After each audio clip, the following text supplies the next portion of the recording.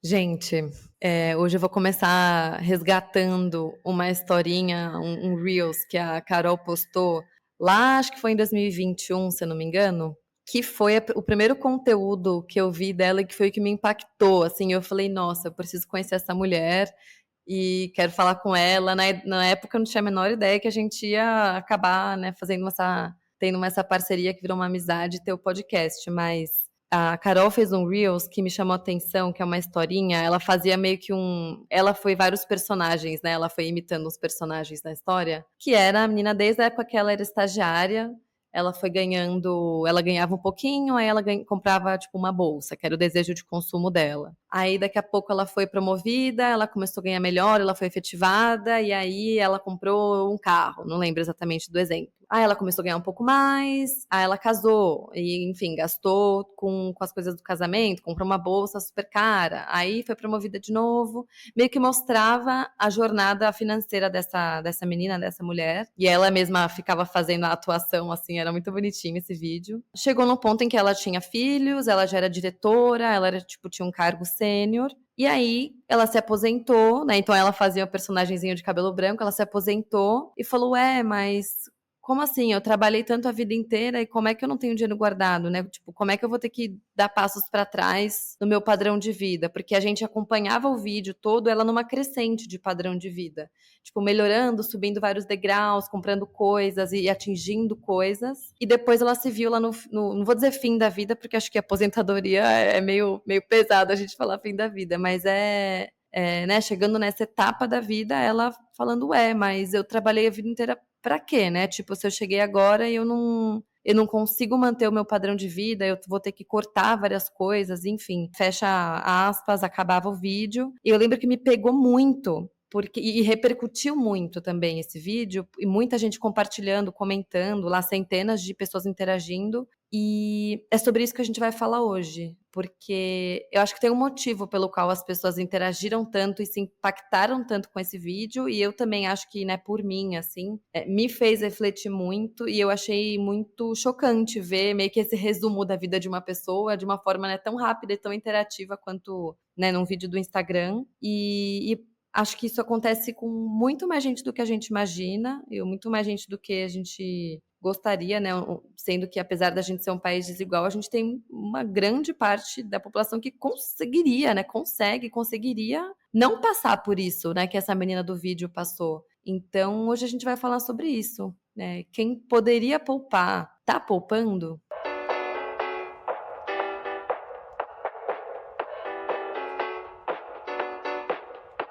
Falar sobre dinheiro é muito mais sobre as nossas escolhas do que sobre matemática. Talvez você deva falar sobre dinheiro, um podcast para quem quer alcançar a independência financeira, feito por uma carioca que já chegou lá e uma paulistana que está no caminho. Eu sou a Vitória Giroto. E eu sou a Carol Frigério. Aqui, falar de dinheiro não é tabu e a gente ama. Bora? Olá, olá. Acho que o tema do episódio de hoje é bem importante para todo mundo. A gente é um país desigual, não tem como a gente fugir disso, onde 70% da população aqui no Brasil ganha até 2 salários mínimos, mas a gente também sabe que existe a classe A, a classe B. Será que quem está no topo dessa pirâmide econômica está poupando?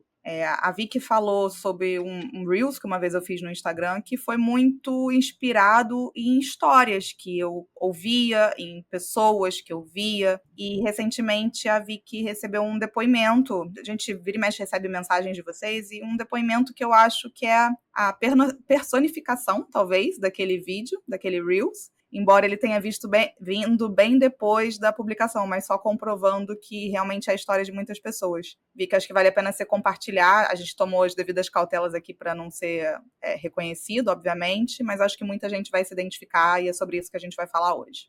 Acho que histórias são bem poderosas, elas sempre acho que ajudam a gente a se identificar e a refletir, por isso que a gente quis trazer e não sei, talvez vocês se identifiquem ou vocês mesmos, né, com essa história, ou vocês lembrem de alguém, da família, um amigo, enfim, que tenha passado por isso, então a gente espera que seja útil, mas a história dessa ouvinte era basicamente a seguinte, ela tem 50 e poucos anos, ela nasceu nos anos 70, então imagina, alguém que nasceu nos anos 70 foi fazer faculdade lá nos anos 80, e foi trabalhar, foi estudar o que ela gostava, foi trabalhar com o que ela gostava, teve uma carreira muito sólida, ela era muito boa no que ela fazia, uma pessoa, sabe essas pessoas que o trabalho faz muito parte da identidade delas, porque elas fazem algo com o qual a pessoa se identifica, sabe? Então ela tinha uma profissão muito legal e trabalhava, era super reconhecida, trabalhava de forma autônoma, então ela trabalhava para empresas, né? Ela era contratada por empresas e por marcas super, super reconhecidas, super, enfim, que ela ganhava bem. Então ela teve, junto com essa carreira bem sólida, ela teve uma vida financeira muito boa, né, por muitos anos. Ela casou, financiou um apartamento, já quitou apartamento, disse que decorou a casa, era linda a casa, teve 2 filhos, os filhos estudaram em boas escolas. Ela e o marido tinham uma relação bem equilibrada, assim, financeiramente, né? Os dois se dividiam bastante. Então, ela falou que teve até uma época em que ela ganhava mais do que o marido, ela pagava as férias da família, eles viajavam para fora. Tipo, uma vida próspera, sabe? Assim, de nunca ter passado necessidade, sempre conseguiu dar para os filhos tudo do bom e do melhor, conseguia tirar férias e nunca pensou em parar e poupar, assim, em ter um plano financeiro. Ela ia ganhando bem e ia gastando bem também. Aqui, só quero fazer um parênteses, assim, a gente não quer de jeito nenhum julgar a pessoa por não ter parado para poupar ou para fazer um planejamento. Eu acho que se você nunca foi exposto a esse tema, se ninguém nunca falou com você sobre isso, acho que tem algumas pessoas, eu já comentei isso no pod, né? Tem algumas pessoas que acho que ganharam na loteria genética e são pessoas que gostam de poupar, que poupam sem dificuldade e que assim, é meio natural para elas pensar que tem que separar uma parte para guardar e para investir, mas não é, né? Isso aqui não acontece com a maioria das pessoas, então, a menos que alguém te impacte, né, te dê um conselho, ou converse com você, ou te dê um exemplo, se você não tem essas referências, acho que é relativamente comum você não parar para fazer isso, né? E aqui só um agravante, né? Lembrando que nessa época, pensa nos anos 70, 80, 90, 2000, assim, não tinha YouTube, não tinha influencer de finanças, não era assim, se hoje já é um assunto que bastante gente não para pensar e para se organizar, imagina 30 anos atrás, né? Acho que é importante a gente fazer esse recorte de momento histórico, porque a gente não tinha tantos influencers, tantas pessoas para nos impactarem com esse tipo de assunto, né, antes de existir blog, antes de existir YouTube, enfim. Fecha parênteses.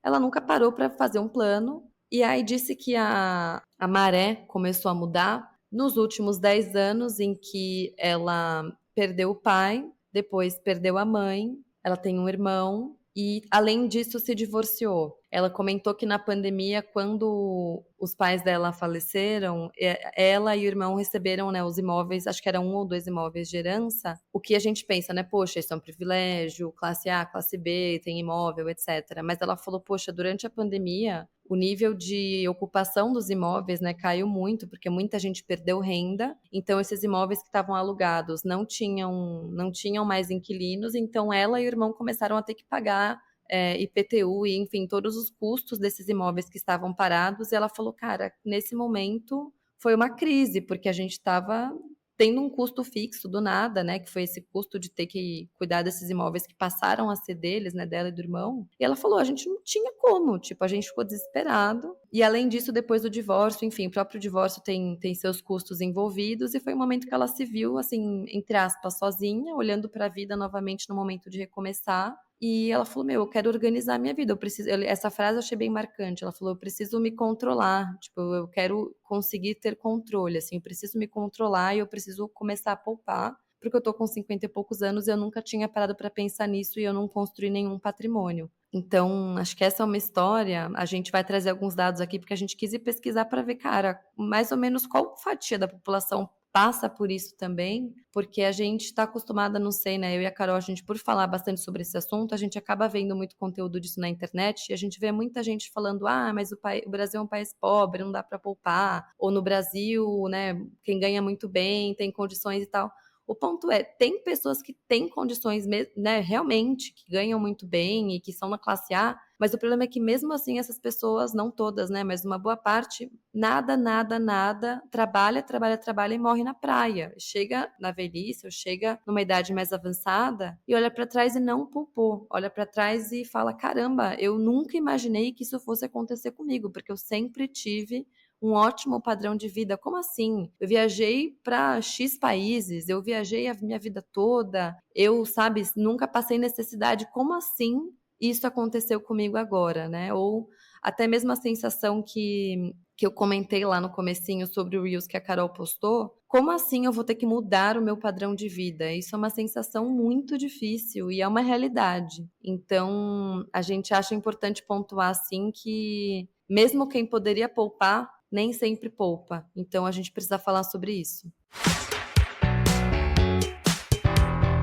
Nossa, falou muito bem, Vicky. Sério, assim, achei que você resumiu super bem o que a gente quer falar hoje. Já compartilhando aqui, era um tema que eu estava totalmente insegura para abordar. Meu Deus, como assim a gente vai falar, né, classe A e pode poupar, não pode poupar? Até que acho que a Vicky conseguiu aqui, colocando os tópicos de uma forma muito adequada, acho que muito assertiva, do quão importante é a gente falar sobre isso e a gente trazer mais luz. E nesse começo aqui do episódio, a gente se debruçou sobre números, como a Vicky já adiantou. Vamos tentar entender que números são esses. É uma sensação mesmo que eu e ela a gente está tendo e a gente vai generalizar? Ou é algo que está acontecendo de fato? Então vamos aqui, porque eu acho que isso pode acender alerta em muitas de vocês que estão ouvindo a gente. Uma primeira pesquisa, que essa sim vocês já devem ter ouvido ou se deparado, a gente mesmo já falou sobre ela, acho que não foi no episódio número 1 ou número 2, é que, segundo dados do IBGE, apenas 1% dos aposentados conseguem arcar com seus próprios custos quando chegam na idade da aposentadoria. Só que isso é uma representação global, ele não está vindo através de classe social, mas ainda assim, se a gente fala que apenas 1% conseguem arcar com seus custos, é um número bem alarmante. Mas vamos tentar agora dar um zoom, que é onde eu e a Vicky a gente acaba tendo um pouco mais de lugar de fala e onde a gente consegue talvez agregar mais. A gente não vai conseguir agregar aqui para tudo, né? Seria impossível, mas vamos dar um zoom aqui nas classes A e B. Tem um estudo, aconselho a leitura, que é o Raio-X do Investidor Brasileiro, o mais recente é o de 2023, que é feito pela Ambima, e mostra que, no meu ponto de vista, isso é apenas, tá? Eu posso dizer que apenas 52% das pessoas da classe A e B investem, ou seja, metade está investindo. Só que dizer que a metade está investindo, aqui não entrou no pormenor do se o que está investindo é suficiente. Então, veja, se a pessoa está investindo, sei lá, 1% do que ganha ou 20% do que ganha, está tudo entrando nesse bolo. O que me faz crer que o percentual que investe pensando, né, nesse futuro é bem menor. E isso, conforme a gente foi adentrando aqui nos números, se confirmou. Um dado, assim, gente, vamos ver se vocês estão fazendo parte dessa estatística ou não. Metade da classe A e B investe, ok. Mas desses que investem, somente 10% investem para aposentadoria. Somente 10% investem para aposentadoria. Se a gente for olhar só mulheres, esse número já cai para 7%, tá? Isso aqui eu estou falando da classe A e B. Eu já dei o recorte. Eu já fiz o recorte de classe, só 10% investe para o futuro. E aí, quando se pergunta por que não investe, então, né? 41% da classe A diz que não investe por falta de condições financeiras. Então, olha o Reel aí, olha o exemplo que a Vicky trouxe. Eu não poupo para o futuro porque eu não tenho condição. Mas se a classe A não tem condição, quem vai ter, né? Então, beleza. Eu acho que, assim, isso aqui renderia... Pessoas que fazem memes, assim, isso aqui renderia o meme perfeito. Sabe aquele meme do expectativa-realidade, né? A gente tem uma expectativa e a realidade é outra. Vamos lá. De novo, sempre no recorte de classe A, classe A e B. Quando a gente pergunta para a classe A e B, vem cá, da onde que vai vir a maior parte do seu sustento na aposentadoria? Da onde que vai vir esse dinheiro? Classe A e B responde, 40% dela responde que é o INSS, tá? Então, 40% dela já, pelo menos, digamos assim, entendeu que é o INSS, apesar de que eu acho que ela não entendeu ainda, porque que valor é esse do INSS que ela está inferindo? A gente já vai chegar nisso. Mas quando a gente vai para a prática, quase 90% da aposentadoria da classe A e B está vindo do INSS. Então, quando você pergunta para a classe A e B, ela fala assim, só 40% diz que vai ser do INSS, o resto acha que vai vir de outra coisa, dos investimentos, né, de tudo que está... Meu eu do futuro vai tomar conta disso. Quando chega lá no futuro, a maioria absurda, quase 90%, está vindo do INSS de fato. E qual é o teto do INSS? O teto do INSS hoje, em 2024, é 7.700 alguma coisa, 7.000, menos de 8.000 reais, né? 7.000 e alguma coisa. Esse teto, ele não vem também, então eu vou me aposentar pelo teto. Ele também não vem de graça. ele exige um período de contribuição bem grande, sempre pelo máximo, e a idade mínima da aposentadoria, que, através das reformas previdenciárias, estão cada vez mais sendo mudadas para fazer com que fique mais difícil se aposentar pelo teto. Então, assim, gente, a gente não tá querendo vir aqui fazer esse episódio ser um drama, não é o nosso intuito, mas a gente pensou como que a gente pode fazer com que as pessoas parem, pensem, que as pessoas reflitam, porque, independente de qualquer coisa, pensar nisso hoje é melhor do que pensar amanhã, independente da sua idade. Mas por quê? Eu ia ver que a gente tá meio que assim em ebulição, mas por quê, né? Por que será que tem essa contradição, assim? Por que será que quem pode poupar não está poupando? Eu queria trazer duas coisas, que eu acho que uma é que me chamou a atenção enquanto você falava, eu não tinha me tocado disso aqui no roteiro, mas você falou, metade das pessoas das classes A e B estão poupando e 10% delas poupam para o longo prazo. Então, é 10% de 50%. Isso dá 5% da classe A e B. Gente, 5% só. Então, isso me chamou atenção.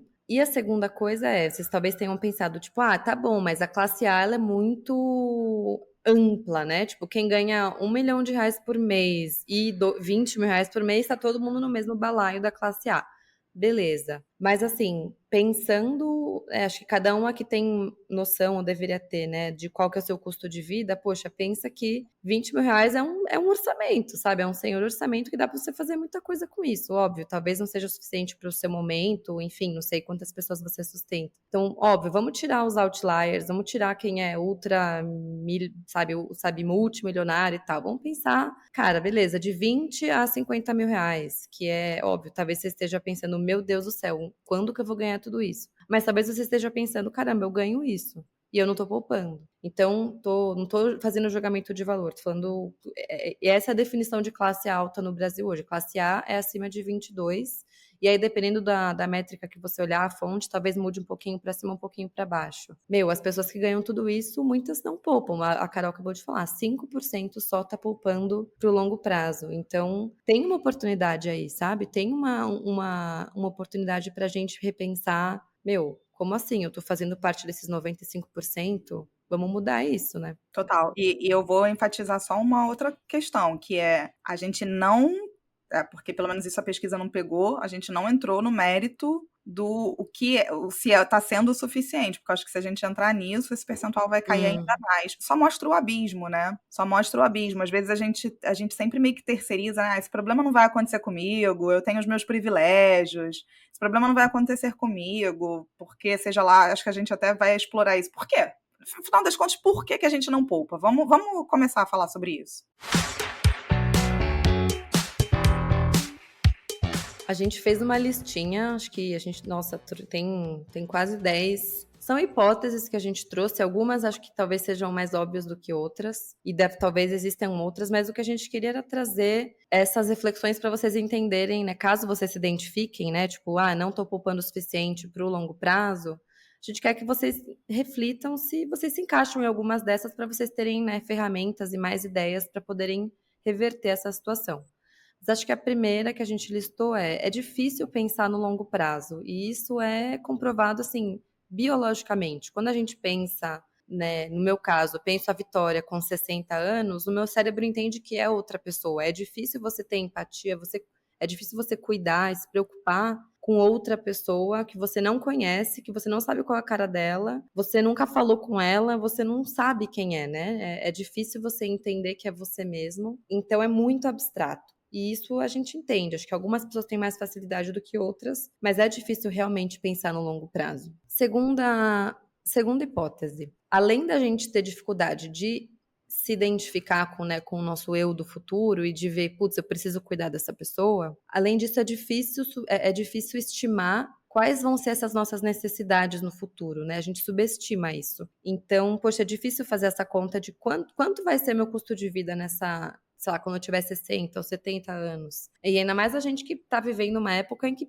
é bem provável que a gente chegue até os 100. Então, cara, qual vai ser meu custo de vida com 100 anos? Poxa, eu vou gastar com aluguel? Quanto que eu vou gastar de remédio? Eu vou ter que pagar uma casa de repouso? Quanto custa uma casa de repouso? Quais vão ser os custos de vida daqui a 40 anos? O que vai mudar na sociedade? O que vai mudar em termos de serviços? Quem sabia estimar, sei lá, 20 anos atrás que a gente ia gastar com streamings, enfim. Acho que são tantas variáveis que a gente tem dificuldade de estimar. Então, aqui, ao invés de só deixar um questionamento, de falar que é difícil mesmo, minha dica é, cara, é difícil, mas é melhor você fazer um chute mais ou menos do que você falar, então não vou investir só porque eu não sei. Então, uma coisa que dá pra fazer é, cara, quanto custa o plano de saúde hoje, sei lá, dos meus avós? Ou eu vou fazer uma simulação se eu fosse contratar um plano de seguro com, sei lá, 40 anos, 50 anos, 70 anos. Poxa, talvez você não acerte, mas é melhor você esperar que vai custar 4 mil e no fim ser 6 mil do que você achar que vai ser 1.000 porque você chutou do além, você não pesquisou. Então, melhor, né, dá pra fazer um rascunho. Putz, você não sabe se vai pagar aluguel ou não? Sei lá, bota na conta. Cara, vamos supor que eu fosse pagar um aluguel de aí X, né? Depende da sua cidade. Mercado. Quanto eu gasto por mês com o mercado? Você provavelmente não vai conseguir limpar a casa e fazer tudo sozinho. Então, quanto eu gastaria com, sei lá, uma diarista que viesse uma vez ou 2 vezes por semana? Enfim, faz uma estimativazinha e é melhor do que nada, sabe? Pensa, cara, e se for isso aqui vezes 1,3, tá, esse vai ser, ou 1,5, ou vezes 2, sei lá. Faz a sua conta, dependendo do quanto você for conservador ou conservador, e aí pensa, tá bom, quanto eu tenho que investir para conseguir me bancar com isso aqui por mês, né? Acho que é um bom começo, né? A Sirene aí veio para chamar a atenção aí Apareceu uma e eu vou além até, tá, Vicky? Eu acho que, assim, às vezes a gente...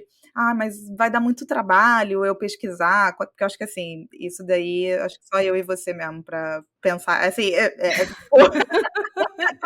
A gente traz isso num outro episódio, então. eu acho que muita gente vai falar assim, mas eu não vou sentar para pesquisar isso nunca. Tudo bem, mas e o teu custo de vida hoje? Porque esse você deveria saber na ponta da língua, a gente já fez 1 milhão de episódios Aham. sobre isso. Então ele já é um pontapé inicial, porque cada um tem um padrão. Assim, pior é não fazer nada, né? Bom, a Vicky falou aí sobre 2 pontos, né? Sobre essa dificuldade de pensar no longo prazo e a dificuldade de fazer essas estimativas. Mas também tem um outro que, e eu vou te falar que eu vejo bastante, assim, inclusive nos atendimentos, que é excesso de otimismo e confiança. O que é esse excesso de otimismo e confiança? Você pode achar que, não, eu vou ter renda no futuro porque, sei lá, aqui em casa uma das partes ganha muito bem e isso daí não vai ser um problema, ou porque eu vou ter algum tipo de herança, ou porque eu ganho um determinado tipo de pensão. Com essa parte eu não preciso. Eu preciso só, sei lá, talvez me planejar para adquirir alguma coisa, mas o meu futuro está garantido. Eu já tenho um imóvel e vou ganhar aluguel para sempre, né? Todos os meses. Exato. E isso é tão perigoso. Eu acho que isso é mais perigoso, é um caminho mais perigoso do que a pessoa que não tem nada garantido. Porque quem não tem nada garantido, muitas das vezes já tem um alerta ligado que precisa correr. Quem acha que já tem garantido, mal sabe como que aquele garantido funciona e assume. Eu literalmente eu já ouvi esse tipo de pergunta, mas para que eu vou poupar? E esse tipo de pergunta é o que está incentivando esse episódio e está mostrando que essa pergunta é legítima, porque se todo mundo soubesse, não estaria em 5% na classe A, né? Então, assim, é muito comum, às vezes, quando eu falo assim, às vezes as pessoas me perguntam, pô, pra quê? E aí a pessoa fala assim, nossa, mas tem gente que... Gente, pelo visto, 95% da classe A, entendeu? Assim, a gente pensa em poupar normalmente para adquirir alguma coisa, mas a gente esqueceu que a gente tem que adquirir a nossa própria independência. A gente associa adquirir a adquirir uma casa. Agora, e adquirir eu andar com as minhas próprias pernas para sempre? Eu adquiro como? Através de dinheiro também.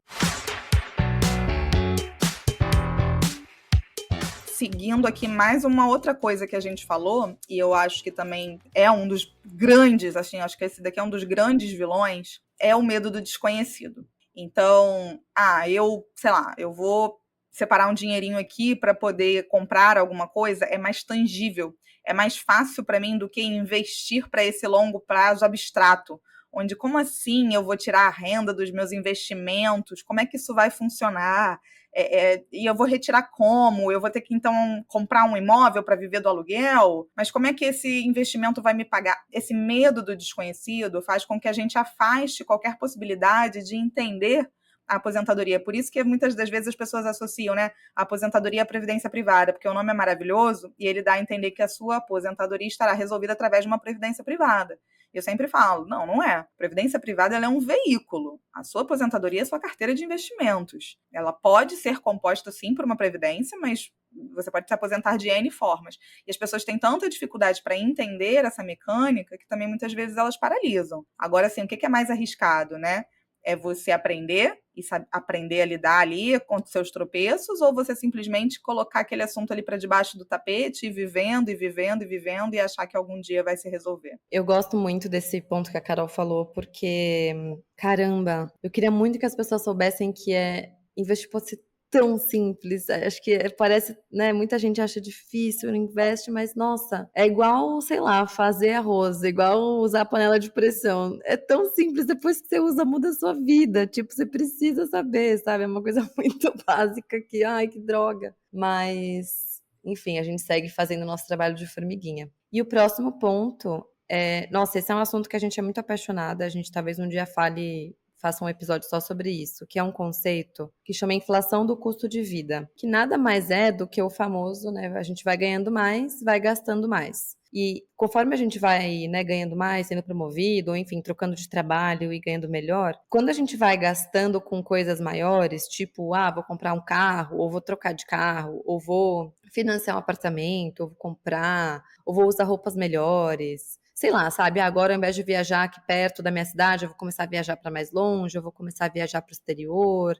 Enfim, vou começar a ter um hobby caro. Isso acontece bastante, né? Tipo, a pessoa começa a ter hobbies mais caros, enfim. Essas coisas todas dão uma sensação de que a gente está subindo na vida, né? A gente está progredindo, a gente está mostrando para o mundo que a gente está fazendo mais dinheiro. E eu não tô falando isso como um julgamento, assim, acho que todo mundo já fez isso, eu já fiz isso, a Carol não sei, mas eu imagino que todo mundo em algum ponto. Com certeza. Gente, a gente vai falar sobre isso, a gente tem que se permitir também, óbvio, né? Sim. Mas a gente cai nesse jogo, claro. Opa, agora eu posso isso, agora eu posso aquilo. Então, assim, óbvio, não tô falando que você tem que viver com o mesmo custo de vida de quando você era estagiário, né? Não é esse o ponto. Mas, assim, a gente acaba, às vezes, consumindo meio que pra mostrar, tipo, olha, eu atingi um novo patamar, sabe?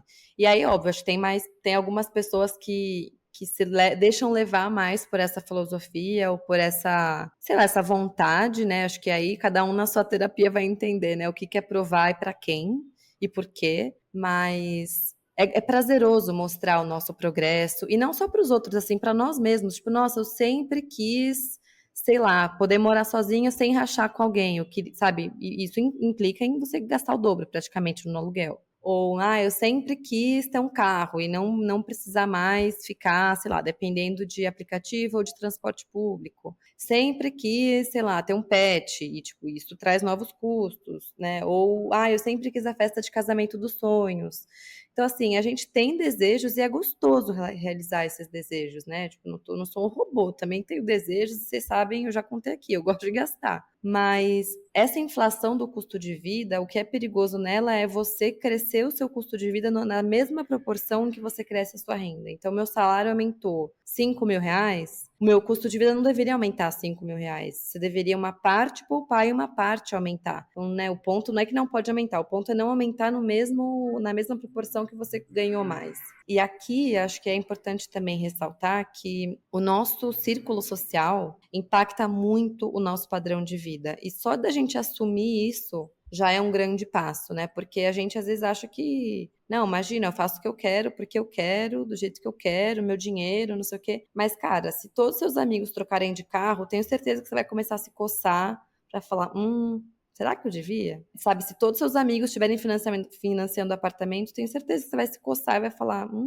poxa, será que eu tô pagando aluguel aqui de idiota e eu deveria também estar fazendo isso? Enfim, ou se alguém, sabe, se a sua família, tipo, os primos estão fazendo isso, o irmão tá fazendo isso, e sempre rola uma comparaçãozinha, às vezes, na família. Enfim, você sabe como que é o seu círculo social. Só da gente assumir que isso impacta a gente é um avanço, porque aí a gente consegue tirar o zoom e fazer uma coisa que eu gosto muito que a Carol fala, acho que a Carol já falou isso em um outro episódio, não lembro qual foi. Foi o de consumismo. Da gente se colocar como espectador dessa situação e falar, meu, por que que eu estou querendo isso? Ou por que que eu tô caindo nessa narrativa? Por que que eu tô caindo nessa historinha de que eu deveria fazer alguma coisa, né? E eu vou dar um exemplo aqui. Uma grande amiga minha, ela falou pra mim, falou, nossa, depois que eu ouvi o episódio do consumismo, foi muito legal, fiquei feliz, assim, ela mandou pra mim no WhatsApp, eu ia trocar de carro e depois de ouvir esse episódio eu não vou mais. Aí eu falei, nossa, por quê? Ela falou, meu, todas as meninas do trabalho, sei lá, são umas 4, 5, estão andando com um baita carrão. São esses carros SUV, sabe? Que deve custar, sei lá, deve custar mais de 100 mil reais ou quase 100 mil reais, não sei. Ela falou, estão todas andando com esses carrões. Essa minha amiga tem um hatch pequenininho, já deve ter uns 10 anos o carro dela. E ela falou, cara, todas elas estão andando com esses carros financiados, tipo, elas não pagaram à vista, a gente falou sobre isso, tipo, elas financiaram, elas ganham o mesmo que eu. E eu tenho certeza que, assim, a conta não tá fechando, mas elas estão andando de carrão. E eu ia financiar um carrão também. E agora foi bom eu ter ouvido o episódio porque eu consegui parar, tipo, frear e tirar o zoom e falar, por que que eu tô fazendo isso? Então, a gente é impactado pelo meio, sabe? Cara, não sei se você quer dar algum exemplo, eu posso continuar. Cara, eu tenho alguns exemplos para dar, que eu acho que muita gente vai se identificar. Um dos exemplos tem um pouco a ver com carro, mas acho que eu vou contar uns 3 exemplos. Eu tenho muitos, assim, mas uns 3 exemplos de atendimento que eu acho que muita gente vai se identificar. Era uma pessoa que já nova, ganhando muito bem, autônoma. Ela aprendeu, digamos assim, na vida, que uma das formas dela se recompensar era através de coisas materiais. Então, por exemplo, ela falava assim, anualmente eu me presenteio com uma bolsa, aí eu tô falando de bolsas mega caras, eu não entendo de bolsa, então vocês me perdoem, mas uma bolsa mega cara, tipo, sei lá, muito cara, 10 mil reais a bolsa, sei lá, 15 mil reais a bolsa, ou com joias, coisas, ela falava assim, então esse ano eu vou me presentear, e ela separava mesmo, tá, um valor para isso, ela não se endividava para fazer essa compra não, ela separava como um mérito para ela, e eu jamais, assim, julgo qualquer gasto de cara, cada um valoriza uma coisa. Só que ela não entendia, essa mesma pessoa que fazia isso, ela também não entendia o universo dos investimentos. E aí, beleza, ela me procurou justamente para poder entender, se planejar para o futuro, e entendeu que se ela não fizesse a própria aposentadoria, ninguém ia fazer por ela, e papapá. E nessa construção, ela começou a entender esse valor do dinheiro. Peraí, então, esse dinheiro pode me gerar tal coisa daqui a X anos. Ela começou a ser picada por esse mosquito e entender esse universo de investimentos de tal modo que no final, quando a gente estava conversando ali sobre um pedaço do orçamento dela para os investimentos e tal, ela falou assim, não, esse valor todo daqui eu vou investir. Eu falei, sério? Ela, sério, não, sério. Eu tinha entendido que a minha recompensa era um bem material, sendo que agora eu entendi que a minha recompensa é a minha paz de espírito e a minha liberdade junto dos investimentos. Eu tô sendo motivada, aquilo que você falou assim, pô, eu quero que as pessoas entendam. Eu tô sendo motivada a olhar, igual eu tinha o gatilho de olhar para alguma coisa de bem de consumo, como se aquilo fosse a minha recompensa pelo meu esforço, agora eu entendo o meu patrimônio como recompensa pelo meu esforço. Gente, assim, é sério, é muito maravilhoso isso, sabe? E é mais fácil isso acontecer do que a gente imagina, mas é aquilo, eu tenho medo do desconhecido, então eu vou com o fluxo que eu fui ensinado. O fluxo do que eu fui ensinado é, eu trabalho, eu ganho, eu gasto. Esse é o fluxo que a gente foi ensinado, para dizer que tá tudo bem, e não necessariamente está. Então, esse foi o primeiro exemplo. E um segundo exemplo, uma pessoa também, né, que, enfim, tô atendendo, e ela recebeu herança. Ela recebeu herança, longe de ser o suficiente para mudar a vida, tá? Mas era um valor. E no início, ela também, assim, então eu tenho esse valor, que bom, né? Eu tenho esse valor, e papapá, papapá. Deu aquela sensação do tô garantido. Conforme esse valor foi baixando, que bom, ela também teve a noção de, cara, daqui eu não posso passar e agora tá na hora de eu me movimentar, de eu começar a entender esse fluxo. Ela só conseguiu, né? Ela só conseguiu tangibilizar que ela precisaria se preocupar pelo futuro quando depois ela se deu conta e falou assim, peraí, eu não tenho mais ninguém para me dar mais nada.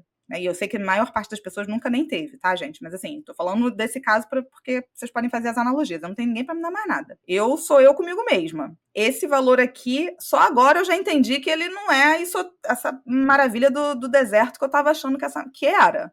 O que eu faço agora? Ou eu aprendo, ou eu vou viver refém disso. Então, muitas vezes, parece que a gente tem que se deparar ali com alguma situação para cair alguma ficha. Só que é muito mais fácil quando a gente não precisa necessariamente passar por uma situação. A gente não precisa necessariamente passar por uma situação de ai, meu Deus, eu achava que eu estava garantido, agora eu não estou mais. Ai, meu Deus, eu achava que eu podia... A gente pode ir se preparando gradualmente e essas fichas elas vão automaticamente caindo. E só um terceiro exemplo, que daí acho que tem muito a ver com o que a Vicky falou, do nosso contexto nos influencia, e quando a gente percebe isso, é meio caminho andado. Uma outra cliente também, ela tinha um certo padrão de vida e do nada esse padrão de vida aumentou muito por conta dos ganhos. Quando ela viu, ela inflou a vida dela por conta disso, né? O exemplo clássico. Só que ela inflou esse padrão de vida.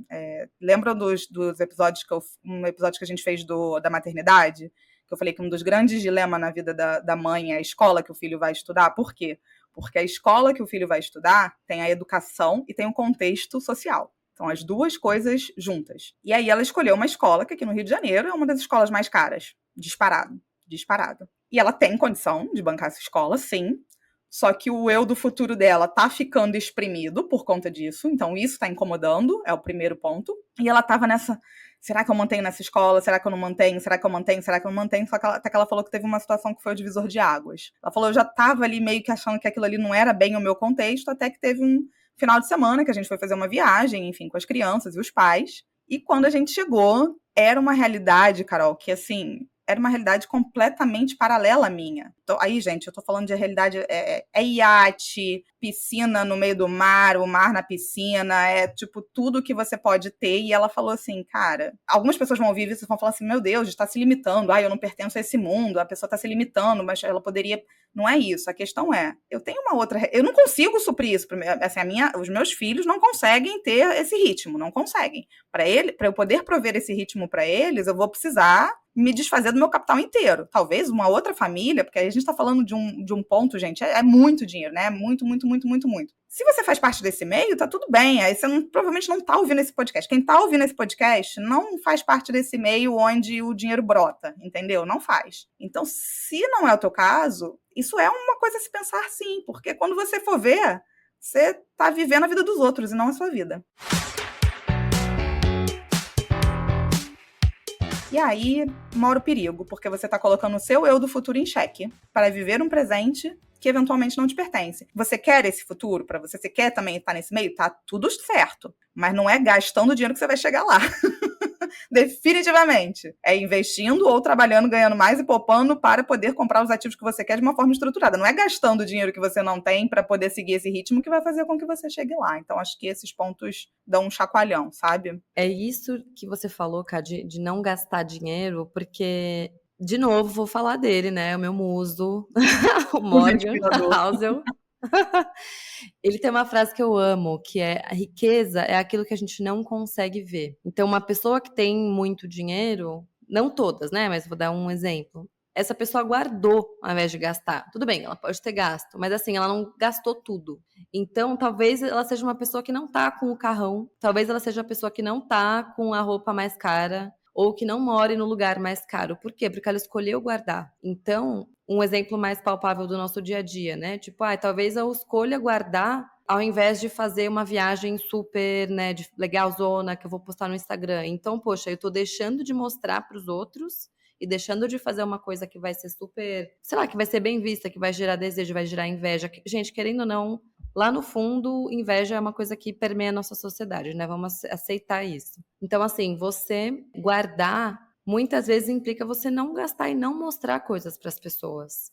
E eu amo também a frase que eu amo, assim, eu já vi, deve ter vários posts disso, eu já vi alguns em que, sei lá, era, sei lá, o Bill Gates conversando com o Mark Zuckerberg e os dois estavam de, tipo, calça jeans e polo, e a frase falava, tipo, o objetivo, a foto tinha uma frase assim: o objetivo é ser rico e não parecer rico.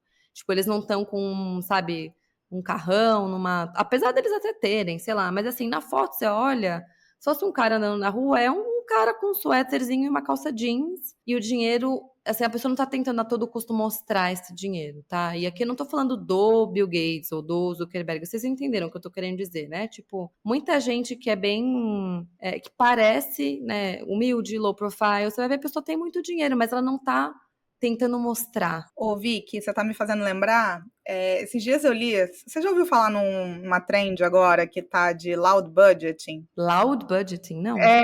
Eu falei assim, gente, não acredito, eu faço parte de uma trend, que é o seguinte. Porque tinha uma do Quite Luxury, Uhum. né? Ela tá misturando agora português com inglês.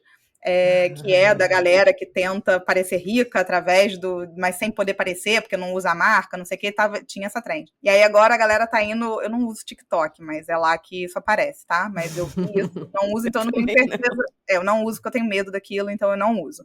Mas eu tenho medo. Mas tem uma newsletter que eu assino que trouxe essa trend, falou que apareceu lá, que agora a galera, graças ao meu Deus, né? Graças ao bom Deus, talvez tenham mais pessoas falando igual a gente tá falando aqui, elas estão indo para o outro oposto, que é justamente isso. Cara, tudo bem, cansei desse negócio de querer parecer rico, de querer ser não sei o quê, de querer ser não sei o que lá. Vamos falar então de orçamento? Olha, fulano, hoje não dá para eu ir porque não está no meu orçamento. Então agora as pessoas tidas como cool, como as pessoas legais e não sei o que, são as pessoas que falam essas coisas, são as pessoas que se preocupam com o dinheiro. E aí é esse conceito de loud budgeting, né, que é para fazer o inverso do... Tô brincando aqui, tá, gente? Óbvio que a gente não precisa estar em trend nenhuma, mas mostra um pouco ali essas coisas que acontecem, assim, né, que viralizam, elas mostram um pouco do que está afligindo as pessoas, do que as pessoas estão querendo, né? E aí essa frase que você falou aí do não quero ser rico, não quero parecer rico, eu quero ser rico, é um pouco sobre isso. É exatamente isso. Assim, eu acho que é um conceito que é difícil. Ele faz muito sentido na teoria e ele é difícil na prática, né? Porque a gente gosta, putz, agora eu quero sabe, um acessório mais legal, agora eu quero uma roupa mais legal, agora eu quero, sabe, enfim, gastar e meio que é gostoso você sentir que você está progredindo através do consumo. Mas aí você está fazendo o oposto. É uma outra frase do Morgan. Ele fala: o jeito mais fácil de ficar pobre é tentando parecer rico. Que eu amo também. Eu tô até com medo de falar o que eu vou falar aqui agora, porque eu Depois a Anne corta, se precisar. qualquer coisa a Anne corta, porque eu não quero desestimular ninguém, mas no movimento FIRE, quando você tá há muito tempo, FIRE, para quem não sabe, é Financial Independence Retire Early, que é independência financeira, aposentadoria antecipada, mas é mais foco na independência financeira. E quem tá nesse movimento há muitos anos, que é o meu caso, de foco na independência financeira e tudo mais, é como se a gente tivesse treinado o nosso cérebro para o gatilho do aumento de patrimônio. Então, quando a gente está falando assim da sensação de gosto, de ser gostoso gastar e tal, claro que todos nós já passamos por isso, mas é um problema que eu tenho, que é a dificuldade de achar isso tão gostoso como as pessoas acham. É muito louco, tá? Mas por quê? Explica pra gente. Porque a minha sensação eu sempre tive as metas de aporte muito alta e tal. Eu já atendi algumas pessoas assim, então eu sei que eu não sou a única doida que pensa assim, mas, cara, eu tô deixando de... Eu vejo o trade-off, eu vejo o meu custo de oportunidade. Então, eu tô deixando de acumular um patrimônio, sendo que o meu acúmulo de patrimônio tem um objetivo, nunca foi para ficar nadando nele, mas era justamente da minha independência. Então, eu tinha dificuldade, ainda tenho, tá? De gastar o meu dinheiro por gastar, pelo prazer de gastar, sabe? Era como se eu estivesse deixando aquele meu objetivo mais longe, porque eu consegui mudar esse gatilho. Então, eu acho que é isso que as pessoas, às vezes, elas podem entender que não é um sacrifício para sempre, não. Porque uma vez que você treina, é um treino mesmo. Como eu tô treinando há tanto tempo, eu já nem me lembro direito como é que é o contrário. E é isso que eu tô tentando até mudar de mim de volta. E por mais louco que isso possa parecer, eu sei que algumas pessoas que estão nessas há décadas também têm essa dificuldade, tá? Porque você passou tanto tempo se treinando pra ser de uma forma, que agora pra falar o seguinte, mas peraí, o dinheiro tá ali, né? Pra ele me servir. Mas eu já sou feliz. Eu não preciso gastar mais, assim, a minha felicidade vem com a minha flexibilidade de tempo, com eu poder fazer as coisas no tempo que eu quero, do jeito que eu acredito, o objeto, ele tá secundário. Eu quero mostrar isso porque, por mais que muita gente não vai se identificar com essa minha fala, eu tenho certeza disso, é só pra mostrar que não é uma sensação... Que dá pra ser diferente, né? É isso. Porque pra mim não é, sabe, assim, eu tenho uma sensação gostosa muito grande quando eu entendo que eu cheguei lá, ou eu estava chegando lá, ou eu estava construindo alguma coisa, sabe? Eu podia estar faltando 10 anos, 15 anos, mas eu sentia o prazer do ter feito aquilo que eu me propus a fazer. E isso é um ciclo muito virtuoso, um ciclo muito virtuoso, que é você se propor alguma coisa, então, obviamente, isso tem que estar dentro do range do que você é possível fazer, e você fazer aquela coisa. Uma vez que você treina isso durante um bom tempo, assim, eu me propus e eu fiz, eu me propus e eu fiz, isso é sensação de capacidade. E essa sensação de capacidade, ela vai extrapolando a tal ponto que acontece isso que eu falei um pouco do atendimento da menina que virou e falou assim, cara, eu nem quero mais. Porque você passa, assim, esse prazer momentâneo da bolsa ou da joia, já não tem a mesma sensação de prazer do, putz, enchi esse pote aqui. Enchi esse pote e esse pote vai me trazer. O que falta, talvez, pra gente é entender qual é o benefício desse investimento. Por isso que tanta gente não consegue poupar para aposentadoria. Porque tá tão distante o negócio que ela não conseguiu tangibilizar que na verdade, ela tá colocando vários potinhos. O primeiro potinho que vai possibilitar A, o segundo potinho vai possibilitar B, e assim vai, sabe? Nem tava no roteiro isso aqui que eu falei, mas foi só pra, sabe? Não sei se fez sentido. Sim, e uma coisa que você me fez lembrar, inclusive eu quero fazer depois um episódio em que eu vou ficar falando sozinho um pouquinho, é sobre achar prazer no processo. Então você provavelmente encontrou prazer em investir, assim como tem gente que tem prazer em gastar. E eu acho que é uma coisa que não é tipo, eu nasci assim ou eu não nasci assim. Você vai desenvolvendo, né? Tipo, eu falo por experiência, assim, eu tô desenvolvendo isso. Tipo, hoje eu consigo falar, seria legal comprar, sei lá, esse sapato? Seria, mas, putz, eu tenho certeza que eu vou ficar muito mais feliz de bater minha meta de investimento desse mês. E aí, o momento de eu investir é um momento que me dá muito prazer, que era uma coisa que, sei lá, na época que eu lembro que eu me endividei, não existia esse momento na minha vida, né? Então, acho que é se apaixonar pelo processo e se apaixonar por um processo que é o que você falou, um ciclo virtuoso e não vicioso. Então, achar prazer nesse ciclo que é o oposto, né? Tipo, não é só o prazer em gastar, é o prazer em não gastar. E aí eu ia fazer o link, né, de um dos itens que a gente colocou, que muitas das vezes a pessoa não poupa porque ela não tem um plano, né? E aí você fica meio que ao léu do vento, e o plano definitivamente ajuda muito nisso, ajuda você a tangibilizar justamente isso que eu falei. O fato de eu ter tido um plano me ajudava a. Eu realmente não vejo isso como um lugar de rigidez, eu vejo isso como um lugar de avaliação constante ali de como eu tô indo, de como eu não tô indo, de eu poder ser o meu próprio tapinha nas costas, sabe? Assim, eu não preciso de uma coisa externa para me mostrar que eu tô no caminho certo, eu não preciso de uma bolsa pendurada no armário para mostrar que eu tô sendo bem sucedido ou não. Se você gosta da bolsa, gente, tudo bem, eu não tô falando isso, eu tô falando porque eu peguei o exemplo, que para mim esse é bem emblemático, onde eu me dou uma bolsa e uma joia, porque foi assim que eu aprendi, sabe? Para poder me recompensar. Do eu mereço, né? O eu mereço é bem perigoso, né? Muito. O eu mereço é muito perigoso. E me dá um gancho aqui, até para eu explicar, eu quero fazer um episódio inteiro. Hoje mesmo saiu alguém indicando de novo aquele episódio do Cada Escolha uma Renúncia, porque ele é um episódio que mexe mesmo com a gente. Mas eu fiquei pensando se o autor do livro do Die With Zero ouvisse esse episódio, ele ia falar assim, meu Deus, deturparam tudo do que eu falei no livro, mas eu não deturpei não, mas o ponto principal é o seguinte, ele tem um conceito, né, que foi o conceito do time buckets, que a gente já falou aqui, que é fundamental. Só que tanto que eu falei no episódio lá que eu não aconselho ele para todo mundo, para quem tá no início da jornada, eu não aconselho e tudo mais, mas porque o conceito dele foi o contrário, foi assim, olha, a vida é em time buckets, não o contrário, mas a vida é em time buckets, que você separa ali, não adianta você querer esquiar com seu filho quando você tiver 80 anos de idade. É uma coisa que você precisa fazer por agora. Então, só que ele vem trazendo um pouco dessa ponderação, né? Também não adianta colocar tudo lá no futuro. Mas ele também fala, também não adianta colocar tudo no presente, então por isso o conceito de time buckets. Só que pro que a gente tá falando aqui, a gente pegou justamente não faça tudo agora, espera um pouco, começa a fasear a sua vida. Mas ele tava justamente querendo falar também, não faça tudo no futuro, sabe?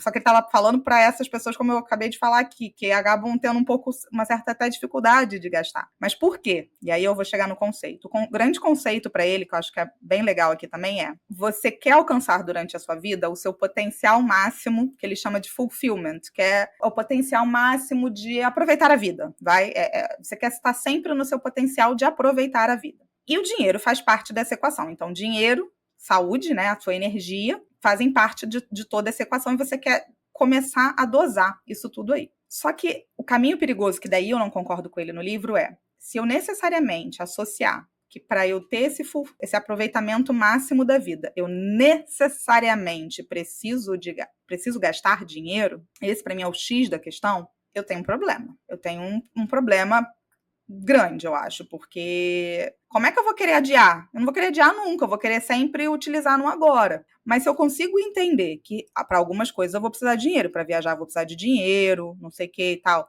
Mas se eu consigo entender que eu também posso me sentir plena, eu também posso me sentir feliz, não só dependendo dessa equação financeira, essa jornada ela fica prazerosa quando o dinheiro passa a não ser mais um guia nas suas decisões.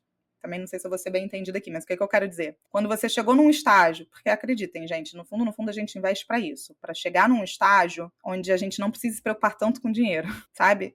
A gente quer chegar num estágio onde o dinheiro, a gente óbvio vai estar sempre preocupado e tal, mas não tanto quanto a gente poderia estar. Quando a gente chega nesse estágio que o dinheiro passa a ser um pouco mais secundário, assim, talvez eu já tenha atingido o suficiente, eu já tenha atingido aquilo que eu preciso. E aí, só voltando no conceito aqui de aproveitamento máximo da vida, né? Quando eu associo isso ao dinheiro, para mim esse é onde está o perigo.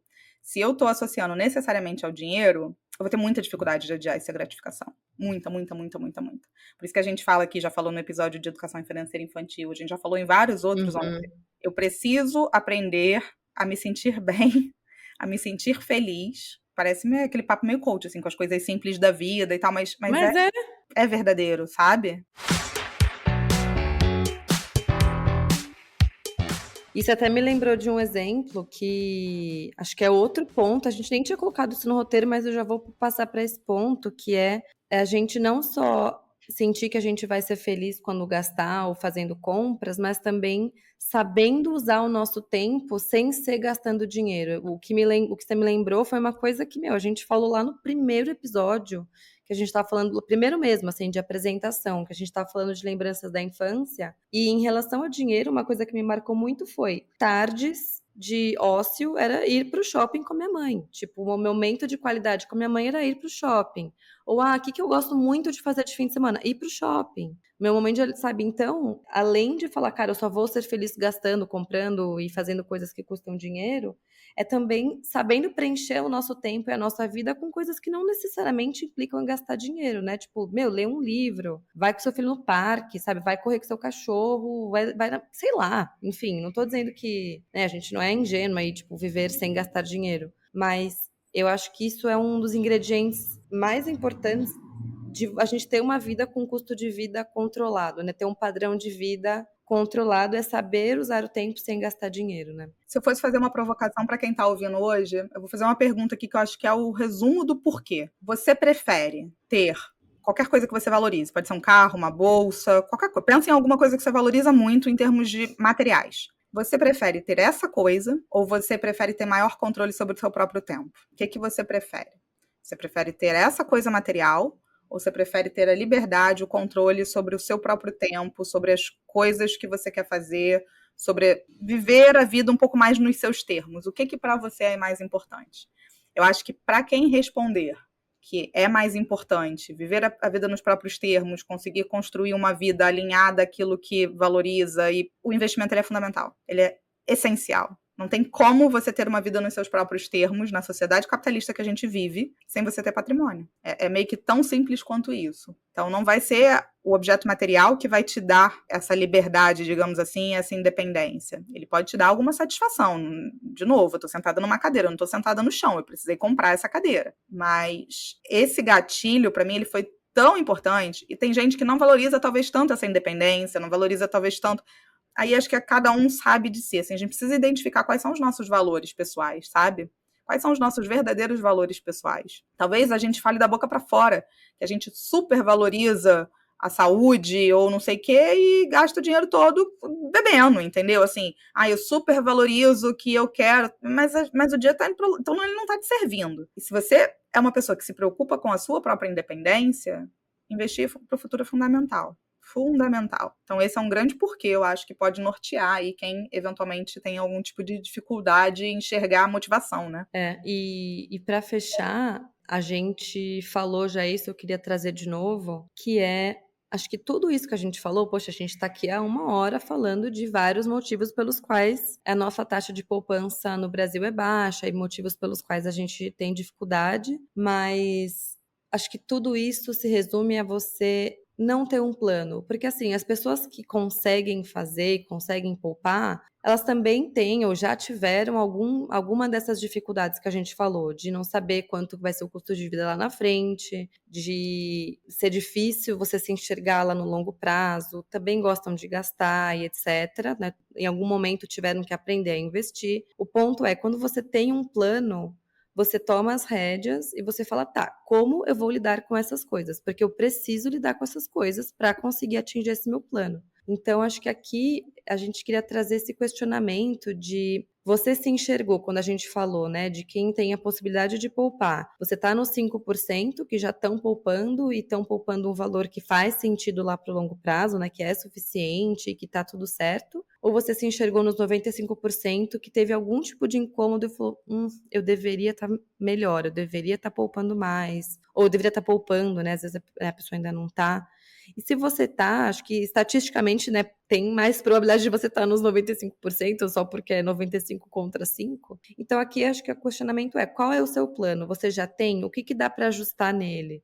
O que que você sentiu que, cara, eu já percebi que eu já sei as contas, eu já fiz minha simulação, mas a minha dificuldade ainda é em conseguir me controlar porque eu tô andando num círculo em que todo mundo gasta muito. Então fazer algo a respeito disso. Ou a minha dificuldade, na verdade, é que, sei lá, eu não tenho noção de com o que eu tô gastando, tenho várias contas, tenho vários cartões, então é mais uma questão prática de organizar, de ter menos contas, menos cartões, ou é porque eu nunca parei para falar sobre isso com a minha esposa ou com meu marido, e eu não sei como tocar nesse assunto, porque para eu frear esse carro, a gente está em dois, né? Eu preciso fazer isso em conjunto. Então, é mais uma questão de como puxar o assunto com essa pessoa.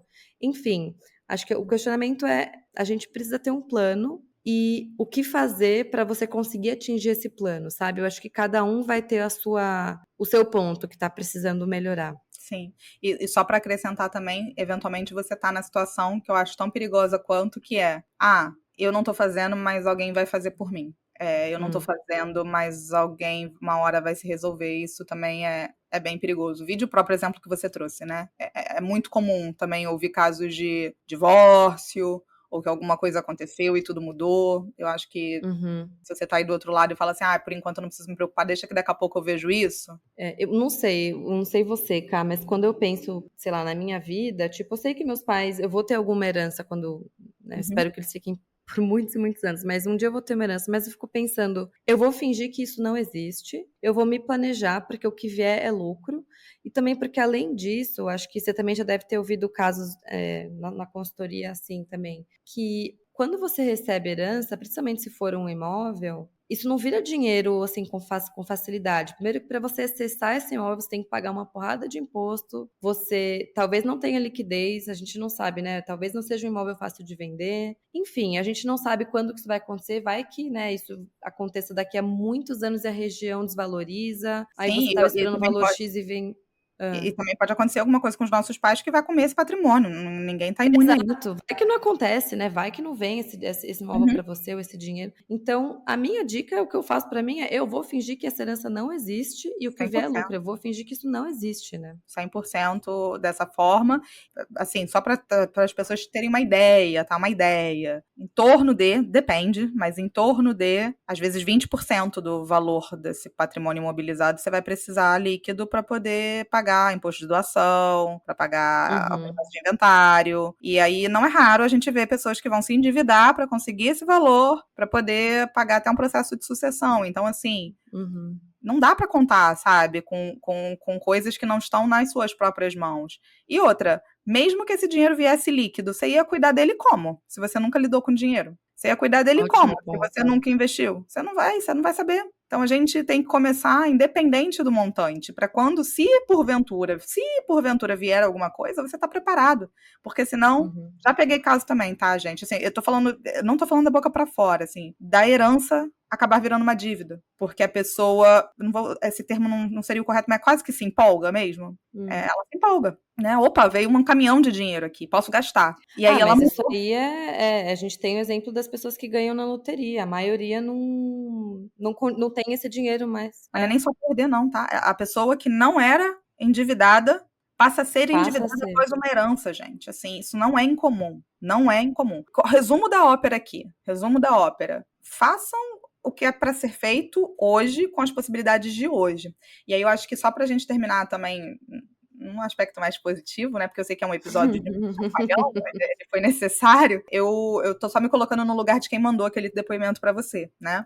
Que falou assim, tá, tudo bem, mas e agora, né? Eu acho que assim, o e agora, com 50 e tantos anos, considerando que a gente pode viver sem, Vamos que vamos, né? vamos que vamos. Exatamente, exatamente. Eu amo muito a frase: o melhor dia para investir era ontem, o segundo melhor é hoje. Tipo, vamos olhar para frente e o futuro é tudo que a gente tem, então vamos, sabe? Exatamente. Fazer conta, ver o simulador, diminuir custo de vida e poupar e fazer o que dá para fazer. Tipo, na vida a gente tem que fazer o que está dentro das possibilidades, ao invés de ficar chorando sobre o que não está nas nossas possibilidades, né? Então vamos. Vou dar uma última diquinha final, assim, que eu acho que pode ajudar muita gente. Uma das formas da gente se estimular, quando o nosso patrimônio ainda tá pequeno, é mais difícil. Mas uma das formas da gente se estimular é olhar, sabe, na nossa linha de receitas, a gente vai ter lá a nossa renda, né? O quanto que a gente ganha do nosso trabalho. Nos nossos planejamentos, a gente precisa começar a se acostumar a olhar a nossa renda de receita de investimento também. O quanto que o nosso bolo está crescendo via o nosso investimento. Seja porque esse investimento está caindo na conta, mas mesmo seja pela própria rentabilidade do investimento. A hora que a gente coloca isso dentro do círculo, né, do nosso acompanhamento financeiro, o gatilho vem que vem. Vem que vem, porque você está vendo você tá vendo o dinheiro trabalhando por você. No fundo é isso. Quando eu comecei a investir, eu fui super feliz para os meus pais, falei, ai, finalmente, paguei minha dívida, tipo, comecei a investir. Meu pai falou, quando você começa a investir, eu achei meio intensa a frase dele, mas eu gostei. Ele falou, é igual quando pinga uma gotinha de sangue na água e tem um tubarão perto. Quando você começa, desperta alguma coisa em você que você quer mais, sabe? Então, não no sentido negativo de ambição, mas no sentido de, caraca, eu consegui, e isso vai crescer, e isso aqui vai me fazer ter controle lá na frente, vai me ajudar a atingir meus sonhos. Então, eu desejo essa gotinha de sangue no oceano para vocês todos, tubarõezinhos. Ai, que frase horrível! Não, ficou boa, Vicky. É com essa que fechamos. De hoje. Bom, a gente achou que esse é um episódio de meia hora e estamos aqui há mais de uma hora, então... É isso aí, gente. Um beijo e até daqui a 15 dias. Um beijo.